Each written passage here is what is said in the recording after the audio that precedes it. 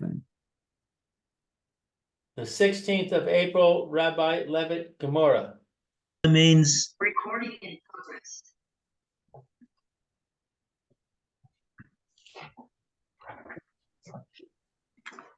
a siua to the din of Reb Chia.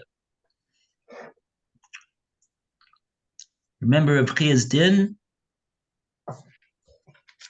Reb Chia, let's see, Reb Chia, where was Reb Chia? He's the 14 lines from the bottom of Gimel Amid Aleph, right after the two dots. Reb Chia, he said that also, even if a person does not admit, he's in total denial. If witnesses say that he owes half of the sum that the plaintiff is claiming, so he's obviously got to pay that because there's witnesses that say he's got to pay it. Also, he's going to have to swear on the remaining amounts. Similar to a case where he's moda to half of the amounts. The Torah says he's got to pay that amount that he was moda, and then he has to swear on the remaining amounts if he wants to avoid paying that amount that the plaintiff is claiming from him. And so too, says Rav Chia, even if he doesn't admit anything, he's a kofar bakol. He's in complete denial. Even there, if witnesses say he owes half, he's got to swear to the other, he's got to pay that and then swear to the other half to avoid paying that. Right, and then we did that Rashi, which said, why should the person's admission be less powerful than the testimony of two witnesses? Right? Right. Shalot Yehodas Piv Gedola. Right. His own admission, we know his own admission results in him being required to swear on the remaining amount. So that admission should not be any greater Gedola in being machayev him than even if he doesn't admit, but witnesses come and they testify that he owes half the amount. It's a funny way of saying it. I guess that's what I'm bothered by. Why don't you say it the other way around? Why don't you say that, because that's what we're talking about in our case. The case where witnesses come should not be any less than the case where he himself admits. That's what's bothering me about what the Rav Chia says over here. Yeah, I hear you. What? Okay. I'm sure there's a reason why he put it the way that he did. Two witnesses is the strongest testimony you can get. That's two witnesses establish a fact. So right. You would think that they would say that's the strongest.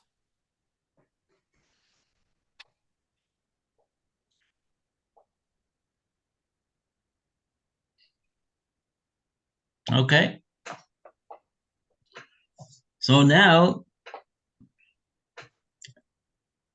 we're going to bring Tanatuna. Tanatuna means that the Gemora is now going to bring a Mishnah that is a support for Rav Chia's din. So let's read the Tanatuna. And we call upon Roy to read the Tanatuna. Okay. The Tanatuna, and our Tana has taught it. That is, the Tana of the Mishnah taught my teaching for the Tana. The Tana states, Shanayim Achavan,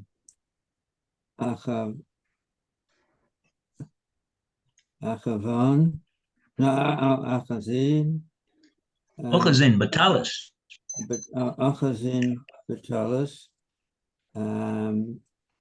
Ze Omar and Ane, no.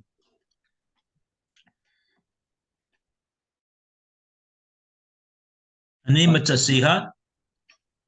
What's the word before that? Ane or Agi? Ani. Ane, Ane, Metzia, etc. The two litigants are holding, Tana has taught it, two litigants are holding onto a cloak. This one says, I found it first, etc. Kivan to her fist. Now here in this case, since the litigant is holding the cloak,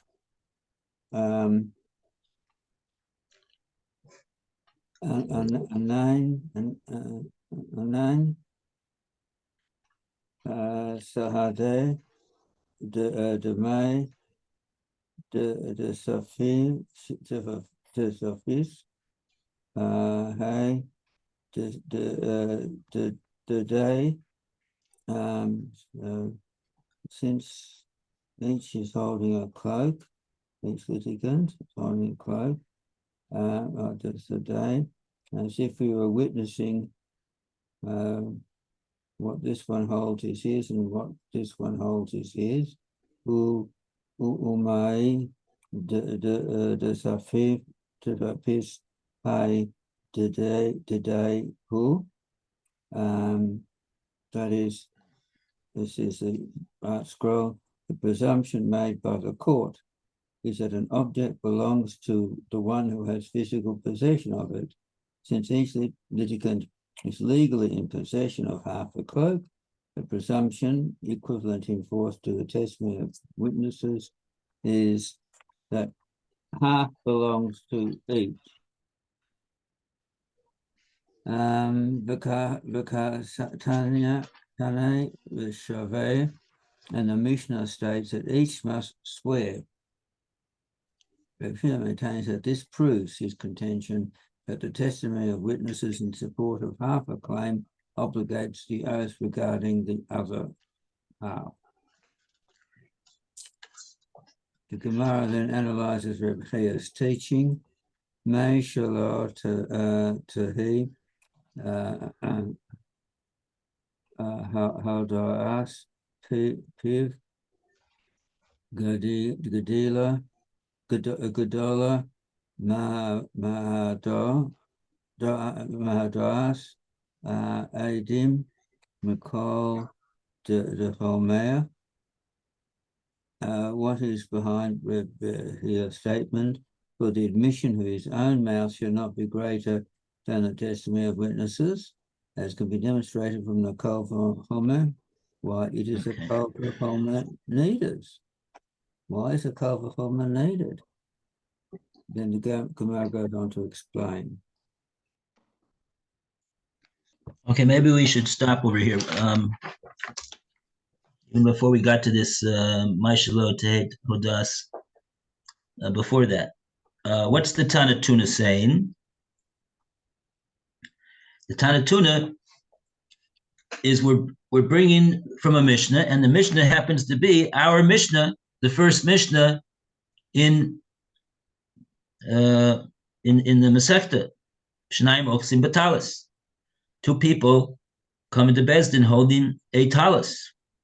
Each one's holding it, and each one says, "I found it." And we know that the din is that each one of them has to swear, and then they'll take each one will take half of the value of the talis. So how is that relate to the din of Reb Chia?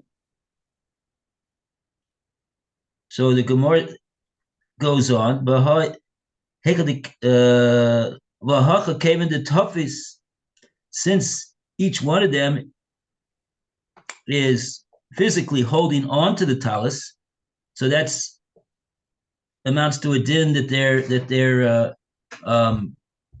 presumed to be Maida Tufis, hi, Didei, who that which he is holding on to, we presume that the reason he's holding on to, that there's a chazaka, there's an assumption that it belongs to him. That's why he's holding on. Maida Tufis, hi, Didei, who, and also the other one equally, he also is holding on. So there's a presumption that each one of them is mukzak in the ownership of this talus. Okay. And then Ketani, we say Yishava. We say that each one of them has got to swear in order to take. So there should be a Rashi over here, and there is. Rashi's going to explain us how this Mishnah is a siyua, is a support to the din of Rav Chia.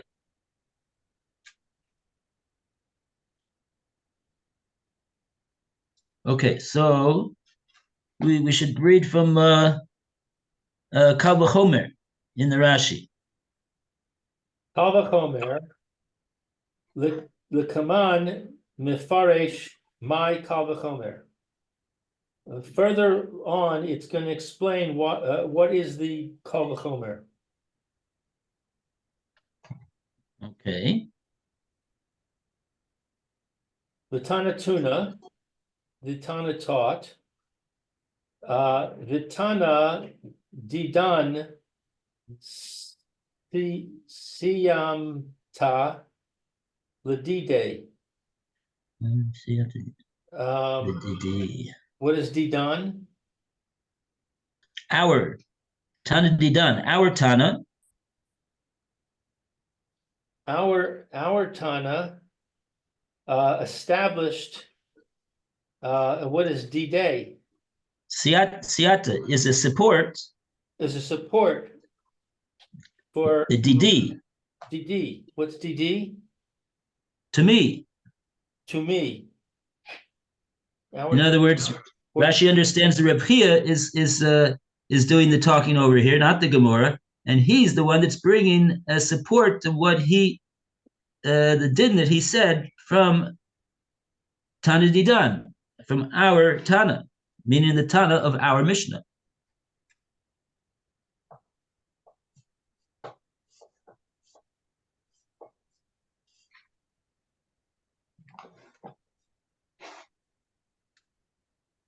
Good? Yeah.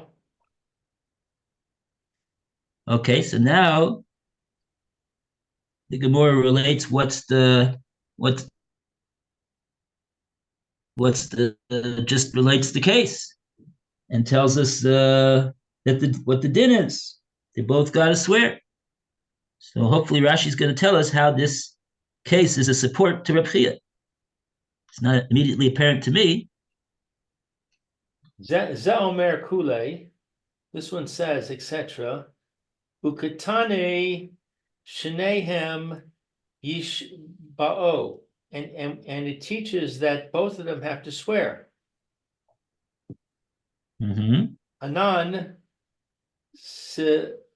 Sahade Dema de Tifam Hai.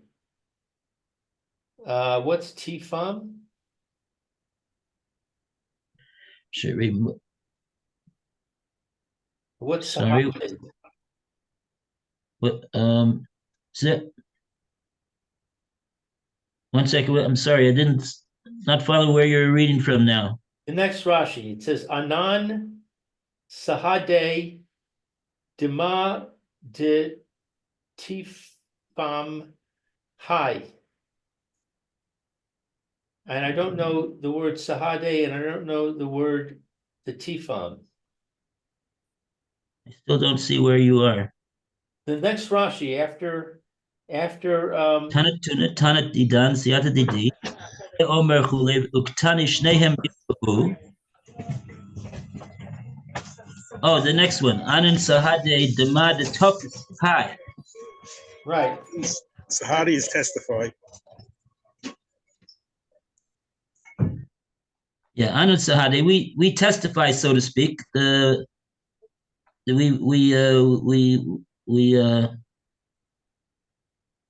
We know this to be the case. We presume it to be the case. It's a little bit labdafka the words. Nobody's testifying over here, but it's a Gemora expression that says we say the following thing. Anan sahade. We say the following thing, that what? The Maida toughest high, that which high is this one, the toughest is grabbing onto and holding onto. And Rashi says, Hainu Palga. What is it that he's grabbing onto? He's grabbing onto Palga, half.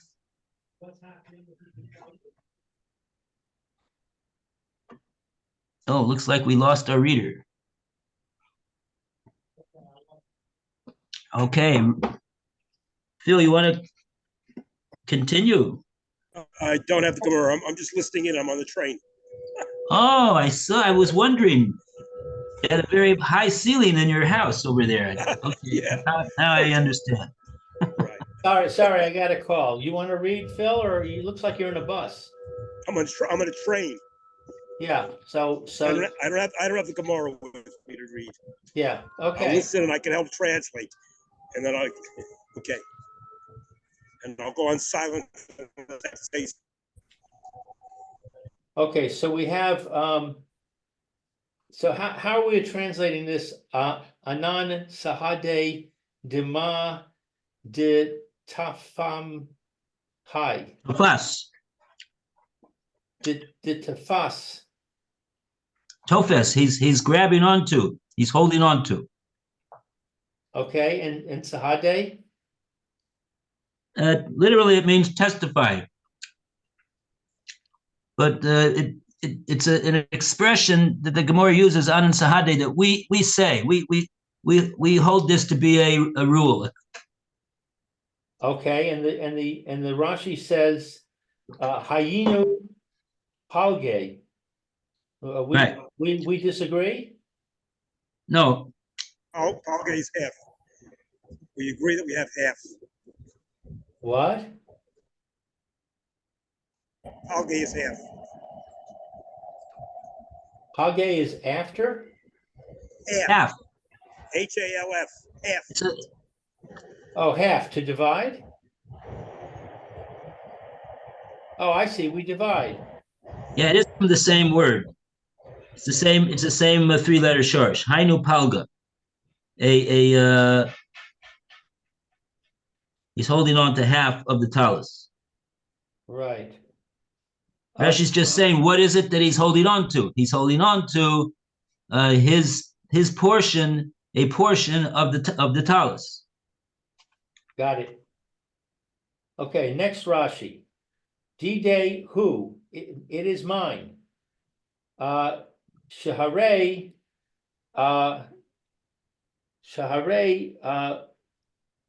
Muchzach who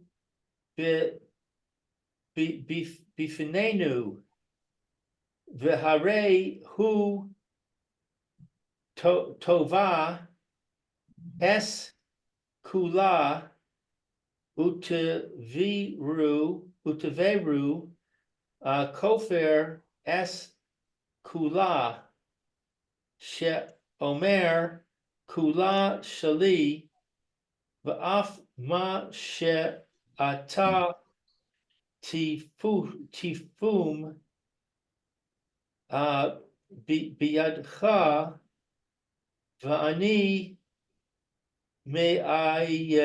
me'aydin oso sheyesh lo ba miktsas umechayvim es teveru Vua al hashar dehayinu chetzi she'ikav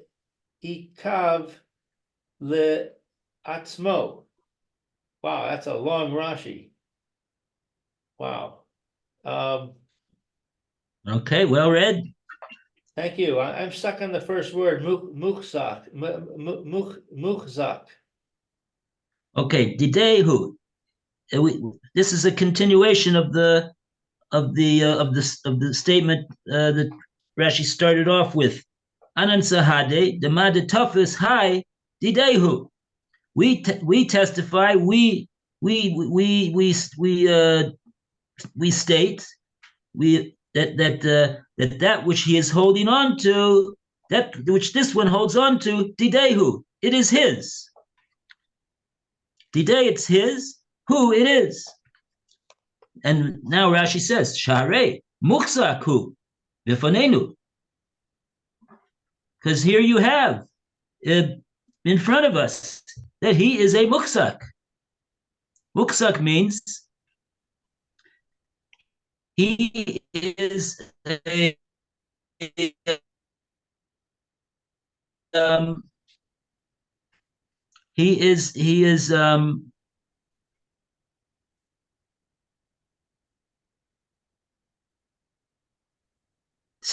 since he's holding on, the word muksa comes from the word same to the word as word chazaka. There is a presumption that this which he is holding on to belongs to him. And Rashi says here, why are we saying this? Because here you see that he's a muksak on the talus. He is a presumed owner of the talus. Before our eyes, we see that he's holding on to it.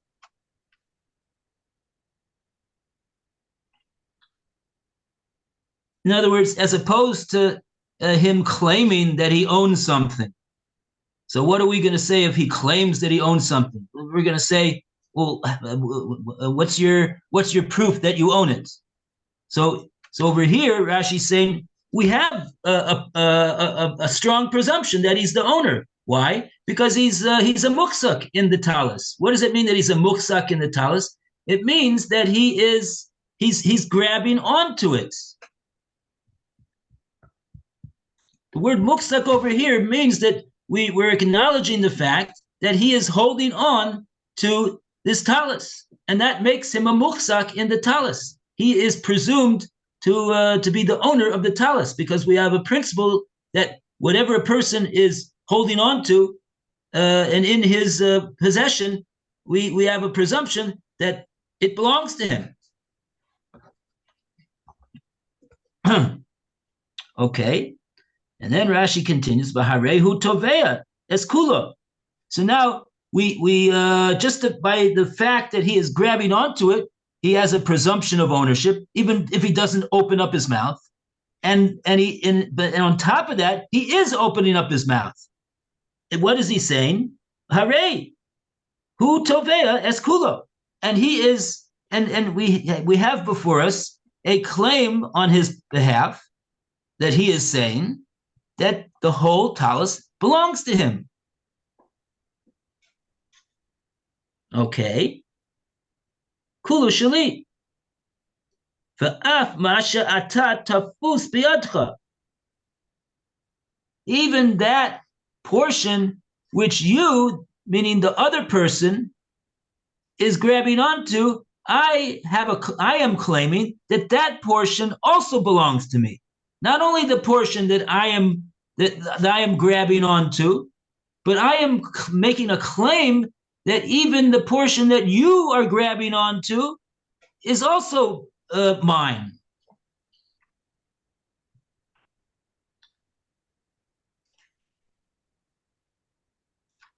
Continues Rashi, but anu meidin also sheyesh lo bo mixus.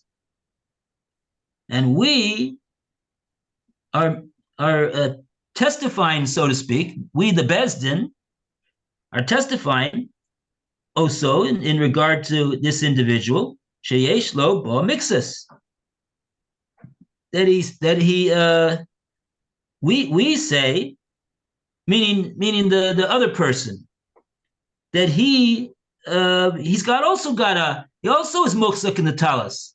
He also has a presumption of ownership by virtue of the fact that he's also holding on to the talis. And so therefore what? Says Rashi, Mechayvin es chavero. So therefore we obligate his chavero, his friend, the other person party to the case, shvua al ashar, to make a shvua on the rest of the talus. Dahainu, what does he mean, the rest of the talus? That is to say, chatzi she'ikev le'atzmo, the half that he is holding for himself. Each one, I guess, is holding on to the talus, and he's sort of like half of the. Each one has sort of got control over half of the talus. So they're going to make a shvua that half that they are under the control of belongs to them.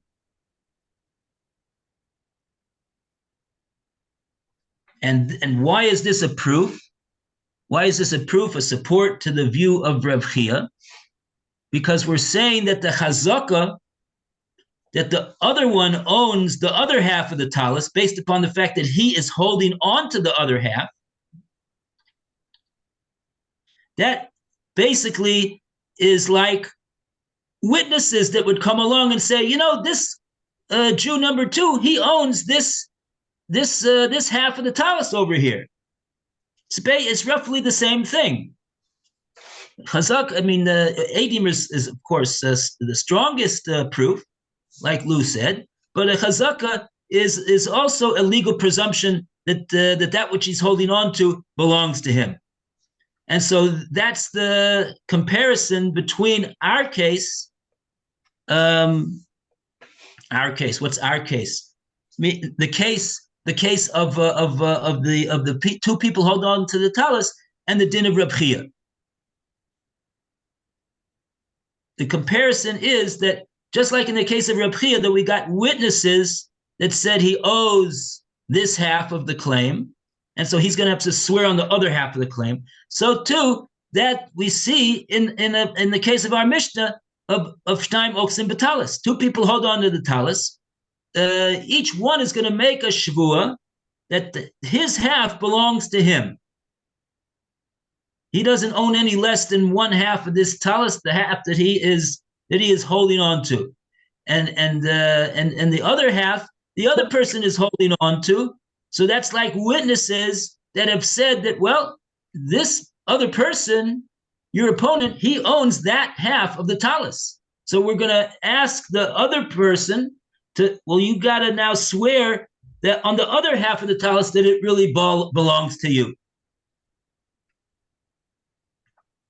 So we see Reb Chia's din is being supported by our Mishnah.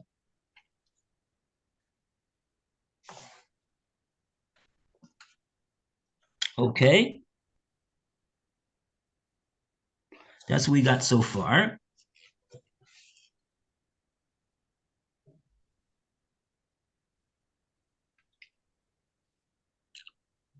And now we go back. That finishes the Rashi.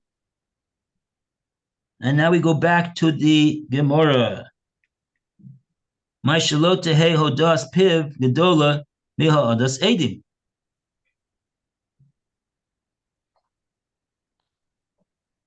Roy, you want to continue with the reading of the Gemora? Yeah. It's 3A4, left-hand column, second paragraph.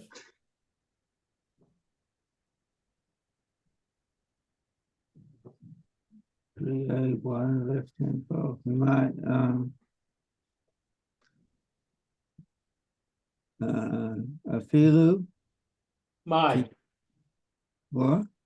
The Gemora analyzes Rabbi Chia's teaching.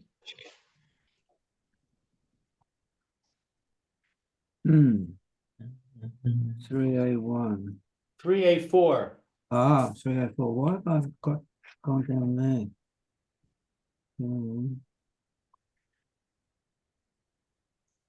Sorry about that. 3A4. The Gemara then analyzes Rabbi's teaching. The Mishnah states that each must swear. My Sharel Tia Hadas Pure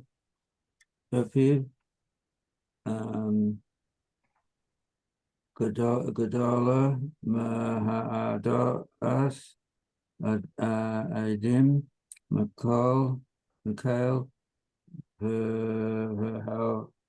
V'chol Med. What's behind? What is behind Rabbi's statement? For the admission of his own mouth shall not be greater than the testimony of witnesses. That's going to be demonstrated from a call for format. Call for format needed. Read further. Well, let's see the Rashi over here. My lo tehe hodas piv gedola miha odas edim. Milo tehe hodas piv bidola me ha ad as ad adayin. So that means what is for the admission of his own mouth shall not be greater than a testimony of witnesses mean. May he titi lan le midak de tisak atan adatin de tehe hodas piv gedola me ha'adas edim it taref litana the milaf mikol v'chomer lo tehe hodas piv gedola.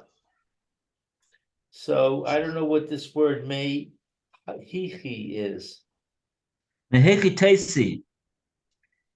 Like this is another expression that the Gemora uses.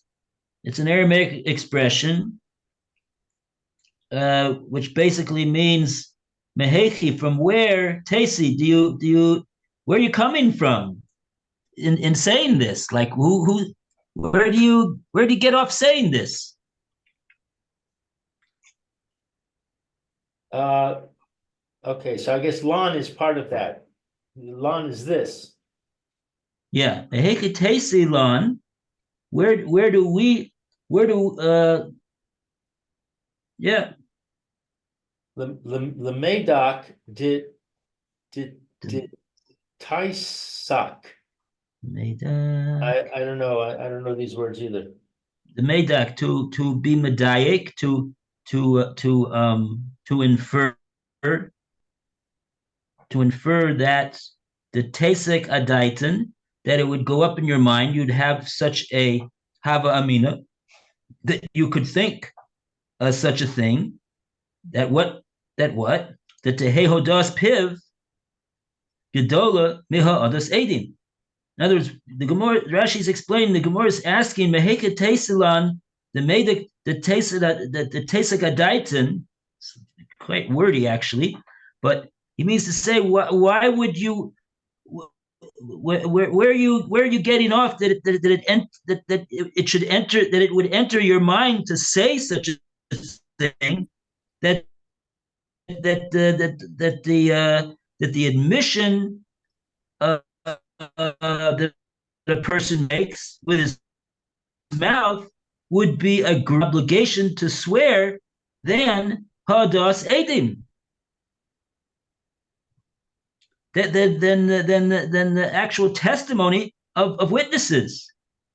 Such that you would need a kal v'chomer to be brought from a Mishnah to demonstrate that hodas piv is in fact not greater. Why would you think that it was greater? That's what the Gemora is bothered by. We're going to prove over here that the admission that he makes with his mouth is not a greater machayav of a shvua than witnesses are. So the Gemara says, the Gemara is saying, it sounds to me like you're saying that you would have a havamina, that you would have thought that it is greater, and you want to prove to us from a Mishnah that it's not greater. What makes you think that it was? What makes you think that it should be greater? That you should need to have a proof that it's not. Okay. Okay. Meha a dasan meha edas adayim edim. Okay, that's the end of that thought. Yeah, hadas edim. Yeah. De ha'itz taref litana. What's the itz taref?